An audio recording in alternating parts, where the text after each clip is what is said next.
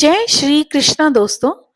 भक्ति वह दीपक है जो अंधकार में भी मार्ग दिखाता है और ईश्वर का नाम वह शक्ति है जो हर कठिनाई को सरल बना देती है। भक्ति मन को शांति देती है और आत्मा को ईश्वर से जोड़ देती है। ईश्वर का नाम लेने से जीवन में सकारात्मक ऊर्जा और साहस का संचार होता है। प्रेरणा और आध्यात्मिक शक्ति प्रदान होती है। भक्ति ईश्वर की सच्ची भक्ति में कोई मांग नहीं होती, केवल समर्पण होता है। भक्ति का फल शांति है और शांति ही परम सुख है।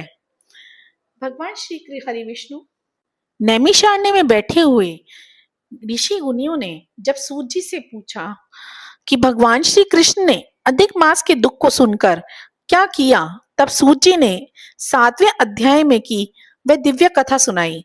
सूत जी बोले, हे मुनियों, यही प्रश्न नारद जी ने भी भगवान नारायण से किया था और अब मैं वही उत्तर आपको सुनाता हूँ।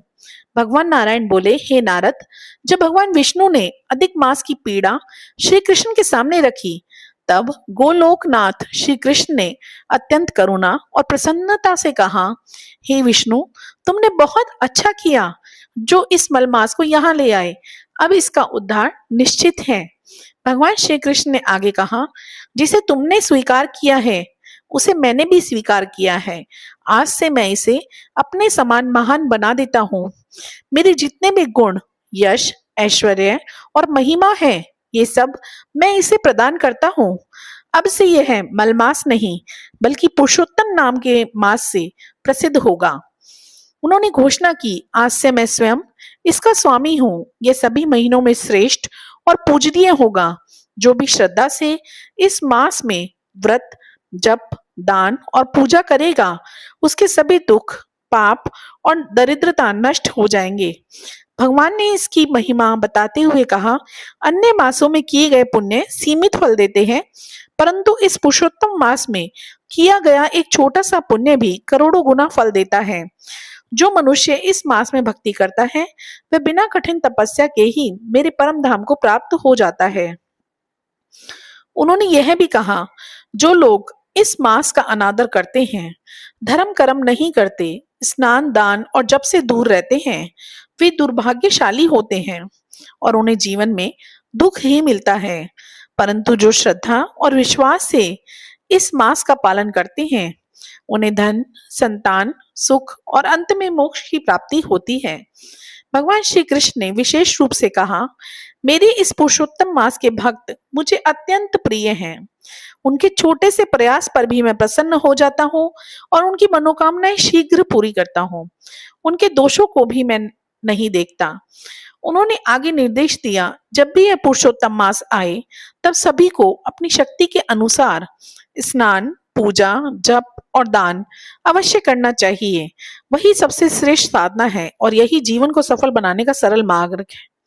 अंत में भगवान श्री कृष्ण ने विष्णु से कहा, अब आप इस पुरुषोत्तम मास को लेकर बैकुंठ को लौट जाओ और इसे जगत में स्थापित करो, ताकि सभी लोग इसका पालन करें और इसका लाभ प्रदान करें।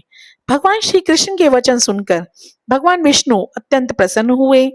उन्हें श्री कृष्ण को प्रणाम किया और अधिक मास, जो पुरुषोत्तम मास बन चुका था, को साथ लेकर गरुड़ पर सवार होकर बैकुंठ को लौट आए।